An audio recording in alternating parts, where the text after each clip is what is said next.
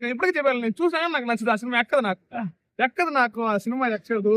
నేను చూసినా ఎక్కదు. నాకు ఫీల్ గుడ్ మూవీస్, ఆ rom coms, something other genres ఎక్కవు.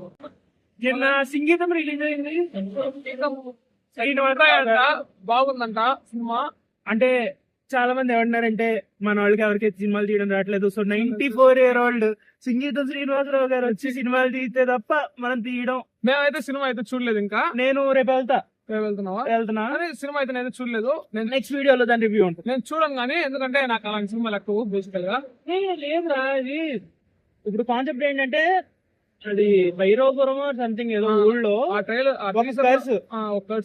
ఆ కర్ నీకు మెయిన్ పాయింట్ సింగింగ్ అదంతా కాదు. మెయిన్ పాయింట్ ఏంటంటే చాలా సింపుల్, ఏది గ్రీడ్ మనుషుల్ని ఎలా మార్చేస్తుంది దాని మీద సినిమా అంట. అంటే నువ్వు ఒకసారి ఆలోచించు, 40 years బ్యాక్ కదా, ఇంత మోడర్న్ గా ఇప్పుడు తీసినా కూడా ఇంత మోడర్న్ గా ఉంది అంటే అప్పట్లో ఆయన థింకింగ్ ఎలా ఉందో అర్థం చేసుకోవాలి. అండ్ జెన్జీ మీరు గానీ ఆయన సినిమాలు చూడకపోతే, నేను నా చిన్నప్పటి నుంచి మా మదర్ వాళ్ళు మా ఫాదర్ వాళ్ళు నేను చూసిన సినిమాలు చాలా ఉన్నాయి. పుష్పక విమానం చాలా సూపర్, సైలెంట్ ఫిల్మ్ చాలా బాగుంటది, డోంట్ మిస్ ఇట్. కూడా నేనైతే ఏం చూడలేదు, సో నేనేం మాట్లాడలేదు. చూడు టాపిక్ పని అయితే ఏం మాట్లాడలేదు. సో కానీ నేనైతే నాకైతే అలాంటి సినిమాలు నచ్చవు. నా పర్సనాలిటీ డిఫరెంట్ కాబట్టి నాకు ఇప్పటికీ చెప్పాను, నేను చూసాను నాకు నచ్చదు ఆ సినిమా, ఎక్కదు నాకు ఆ సినిమా ఎక్కదు.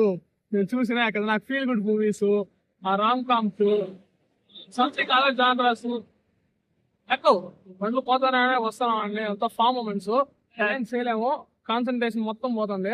ఒకసారి ఆలోచించి నెక్స్ట్ టైం మంచి ప్లేస్ అయితే ఆలోచిస్తుంది. నెక్స్ట్ మీరు మీకు ఏమైనా సజెషన్ ఉన్నా, మీరు ఎక్కడైనా షూట్ చేయొచ్చు, ప్లేస్ ఏమైనా ఉన్నా కూడా పెట్టండి రా. ఖాళీగా ఉండాలా? నైట్ 8 పైన 8 to 10 ఎర్లీ మార్నింగ్ అన్న పర్లేదురా, మేము 5 గంటలకు షూట్ చేసుకుంటాం. ప్లీజ్ రా చెప్పండి రా ఎక్కడన్నా మంచి ప్లేస్ ప్లీజ్.